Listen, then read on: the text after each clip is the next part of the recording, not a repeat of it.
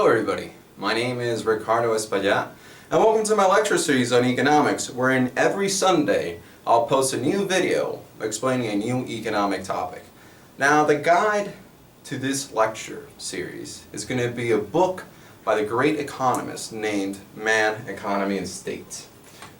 Here's the physical book. If you want to order it on Amazon or anything, you can buy it. However, if you want to spend any money and you want to access it, you can access it for free. And I'll put the link below in the description section, and you're more than happy to even read ahead of what I've said, or just read it just in case I didn't explain something very well. Although the point of this lecture series is that you understand fully what it is that I'm trying to explain.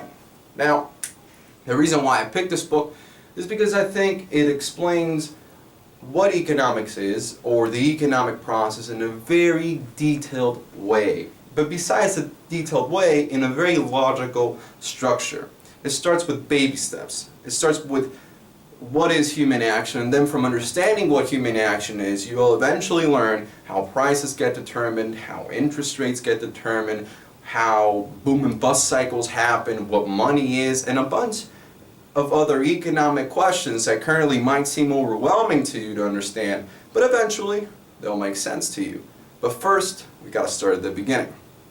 Now, this book starts with the first chapter called Fundamentals of Human Action, and the first section of that chapter is the concept of action.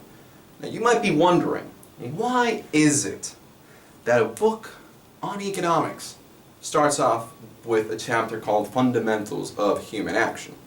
Well, very simply, economics belongs to something greater called praxeology. In other words, economics is a subdivision of praxeology. I know, fancy word, praxeology. What is praxeology? Praxeology is the study of the logical implications, necessary implications, of the concept or axiom of human action. So, because economics belongs to praxeology, or you can actually say economics is a study of the logical implications of human action, Mary Rothbard in his great book makes it very clear that you must understand what human action is and what it is not, and from analyzing human action, a lot of fundamental economic laws are derived. Now, without further ado, let's dive into the material, into the first chapter, first section, called the concept of action. Now, whenever we study human beings, we have to understand that the crucial and most distinctive feature in the study of man is the concept of action.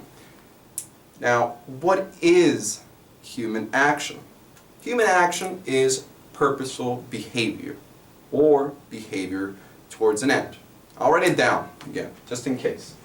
So, human action, which again will be the basis of our study. Human action is what we're going to study. The logical implications of this concept is in essence what we're going to study throughout this whole economic lecture. So therefore we need to understand what it is. Human action is purposeful behavior,